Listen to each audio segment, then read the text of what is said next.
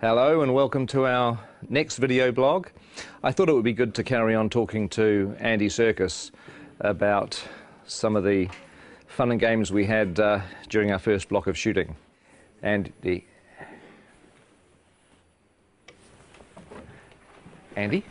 Where is he?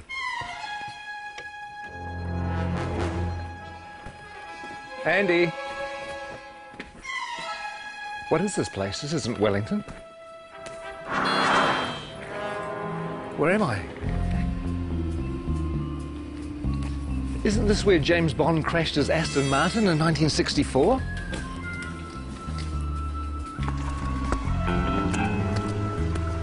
And isn't this where Red Grant trained to be an assassin at the beginning of From Russia with Love?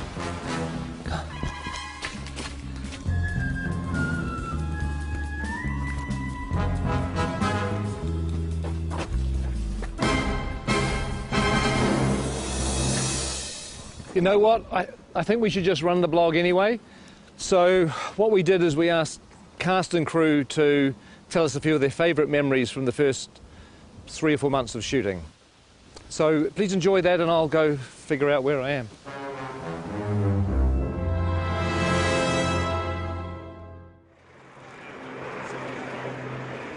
What are the things that stand out for you the most from the first block?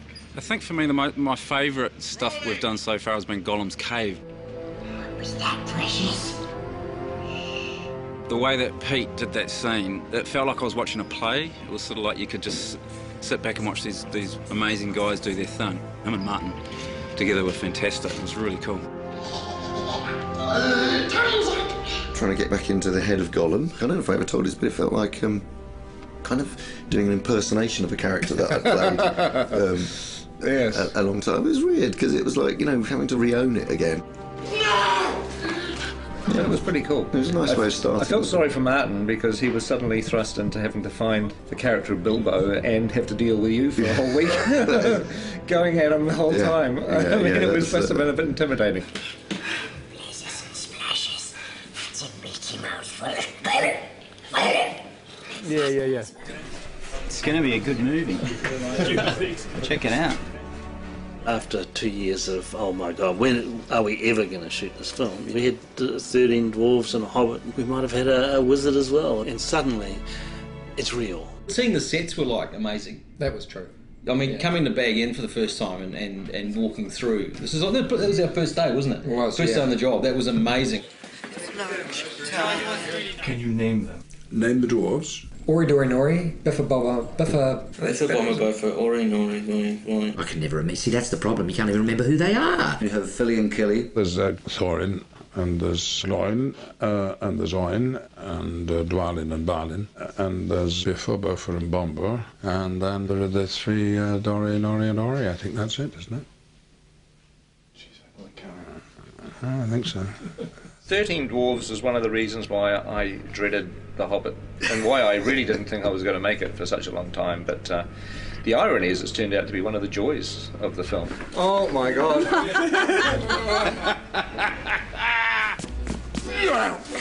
What a challenge. I mean, 13 heroes, or 14 with Bilbo. They all have to be differentiated in a way that isn't necessary in the book, but if you keep seeing them, you want to know who they are and specifically and what their attitude is and why they're on this journey. We need to move now! Come on! Some of the best memories were getting the dwarves ready. Everybody has helped these actors kind of find their way through lots of rubber and lots of hair. Walking through Weta and getting to see our designs and going, actually, God, I look amazing. I look the most amazing of anyone. That was probably the best day, wasn't it? Mm-hmm. Yeah. When you all said, gee, Jed's amazing. That's an amazing We design. did, yeah.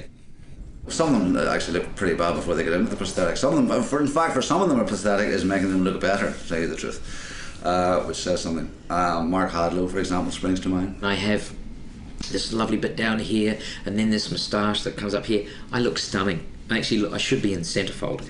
One of the things that quite early on we discovered was that Mark Hadlow likes to dress up in costumes, mainly sort of military type things.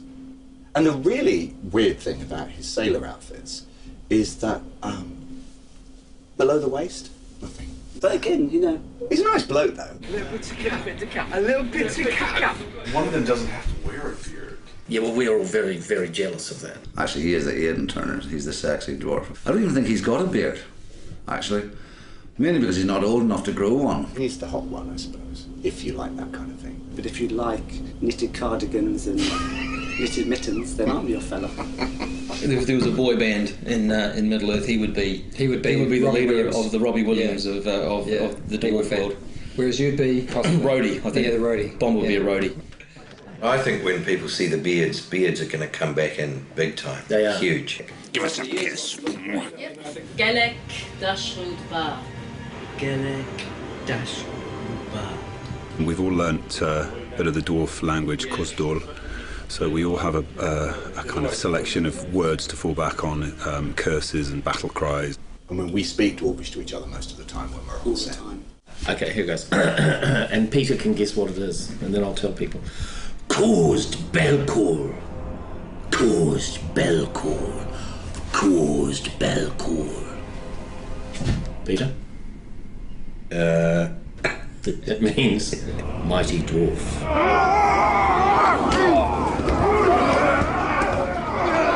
We had Troll Show. Well, you got to do all the fun stuff in Troll Show. Yeah, we did.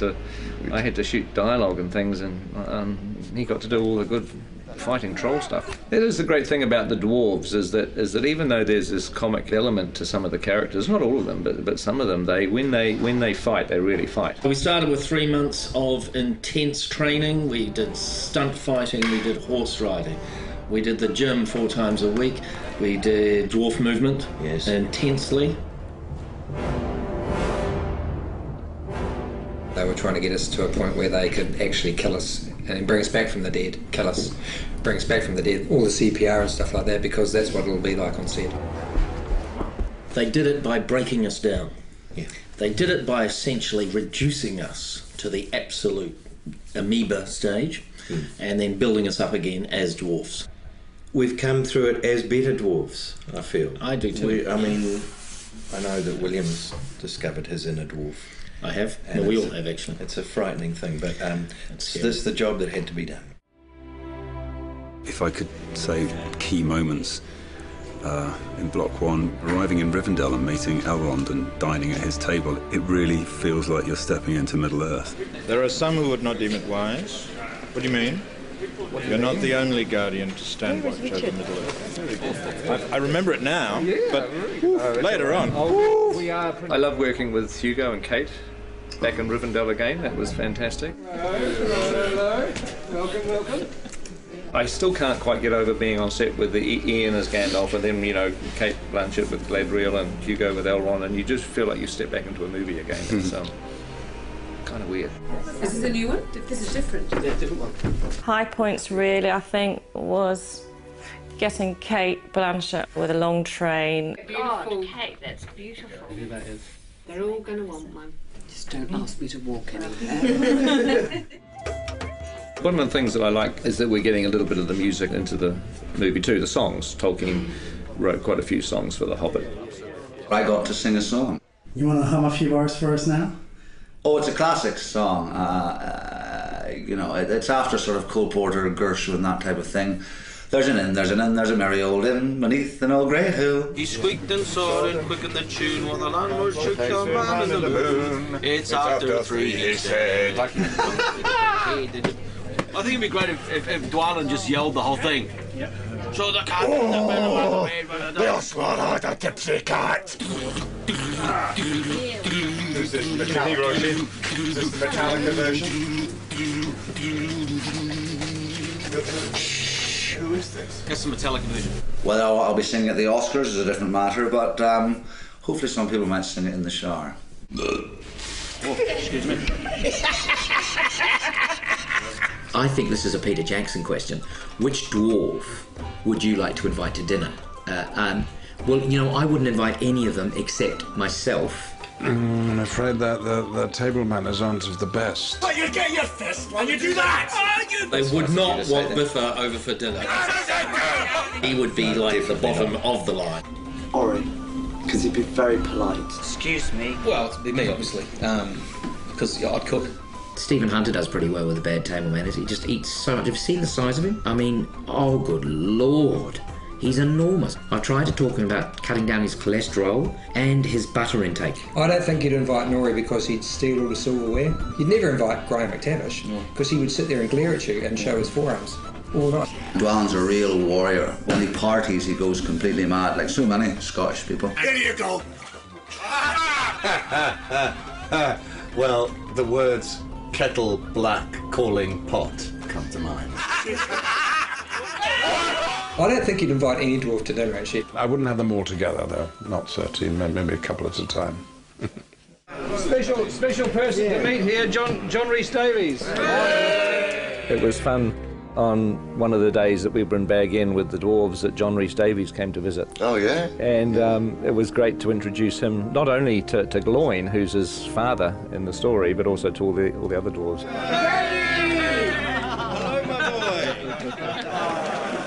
It's just like coming home to family.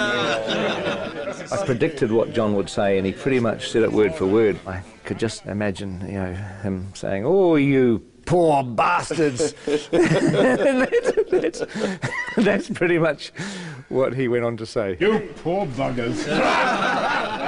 When he gets you running up the hill in full armour, you'll enjoy that. But you are going to be spectacular. And you'll be chased by women all around the world. but only if you're in costume and makeup. Okay. All right. We've been here since January the 13th. So what is that, 5 months? And we haven't even scratched the surface. Who are you doubling, Pete? I'm doubling Stanley Kubrick. One of the biggest moments was when we all put our gear on and we all stood together, sort of looking around at each other into the characters' faces. To stand in a circle and look at the guys that were going on the quest, I got a real tingle up my spine. Lovely, thank you, that's terrific. I think we can check the gate on that.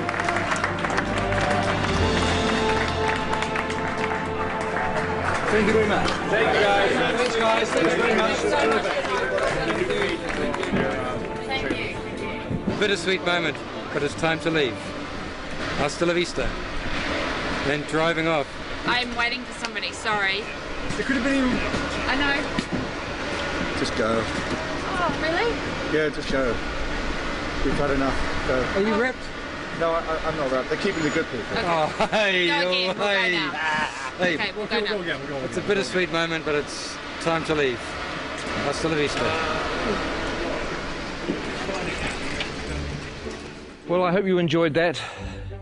I don't know whether there'll be any more, because I have to find New Zealand, which I've lost. I think it's over here. Who is that odd little fellow?